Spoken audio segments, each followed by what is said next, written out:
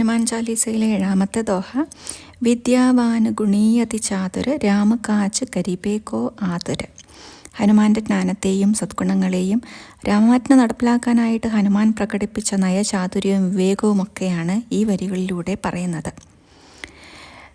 വേദങ്ങളും ശാസ്ത്രങ്ങളുമെല്ലാം സൂര്യഭഗവാനിൽ നിന്ന് അഭ്യസിച്ച ഹനുമാന് ആത്മവിദ്യ പകർന്നു നൽകിയത് സീതാദേവിയാണ് എന്ന് രാമായണത്തിൽ പറയുന്നുണ്ട്.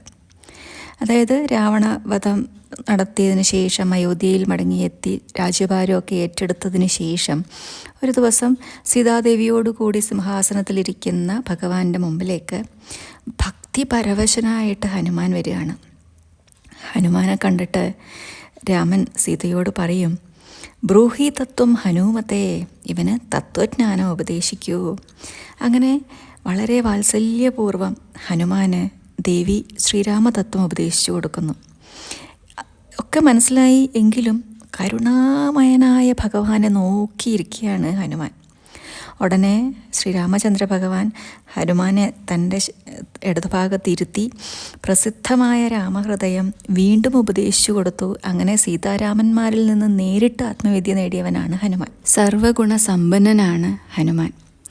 ബാലി, രാവണൻ, ഇന്ദ്രജിത്ത് തുടങ്ങിയവരെല്ലാം തന്നെ വേദപണ്ഡിതരാണ്, തപസ്വികളാണ്. പക്ഷേ അമിതമായ വിഷയാസക്തി, അത്യാഗ്രഹമൊക്കെ കാരണം തനിക്കും കൂടെ ഉള്ളവർക്കുമൊക്കെ ദുരിതം വെച്ചവരാണ് അവർ.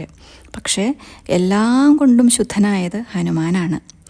രാമരാജ് കരീബേക്കോ ആതുര്, രാമകാര്യത്തിനായി ജനിച്ചവനും അതിനുവേണ്ടി ജീവിച്ചവനുമാണ് ഹനുമാൻ.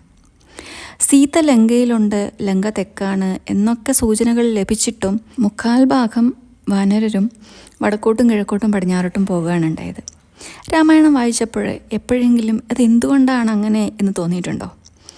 ഈ ഭൂമിയിൽ വന്ന് ജനിച്ചതിൻ്റെ ഉദ്ദേശം നമുക്ക് ഈ ലോകത്തിലെ കോടിക്കണക്കിന് ആൾക്കാർക്കും അറിയാവുന്നൊരു കാര്യമായിരിക്കും. ആത്മസാക്ഷാത്കാരം നേടുക, ജന്മം സഫലമാക്കുക എന്നുള്ളതാണ് നമ്മുടെ ജന്മലക്ഷ്യം എന്നുള്ളത്. പക്ഷേ ഈ ഇത്രയും ആൾക്കാരിൽ എത്ര പേരാണ് അധ്യാത്മ സാധനയിൽ മുഴുകുന്നത്, ജന്മസാഫല്യം നേടാനായിട്ട് പ്രയത്നിക്കുന്നത്? അങ്ങനെ പ്രയത്നിക്കുന്നവരിൽ തന്നെ വളരെ കുറച്ച് പേര് മാത്രമേ ലക്ഷ്യത്തിലെത്തുകയും ചെയ്യുന്നുള്ളൂ. അതായത് ഇവിടെ ഹനുമാൻ പ്രതിനിധീകരിക്കുന്നത് നമ്മളെ തന്നെയാണ്. സീതാദേവി ഇരിക്കുന്ന ദിക്കിലേക്ക് പോയവർ വളരെ കുറവാണ്. അങ്ങനെ പോയവരിൽ ലക്ഷ്യം നേടിയത് ഹനുമാൻ മാത്രമാണ്. കുരങ്ങിനെ പോലെ ചപലമായ മനസ്സിനെ ഈശ്വരകാര്യത്തിനായി മാത്രം സമർപ്പിക്കുന്ന ഒരു സാധകന് മാത്രമേ പരമമായ ആ ഒരു ഈശ്വരപ്രാപ്തി നേടാൻ സാധിക്കുകയുള്ളൂ എന്നാണ് ഇവിടെ സൂചിപ്പിക്കുന്നത്.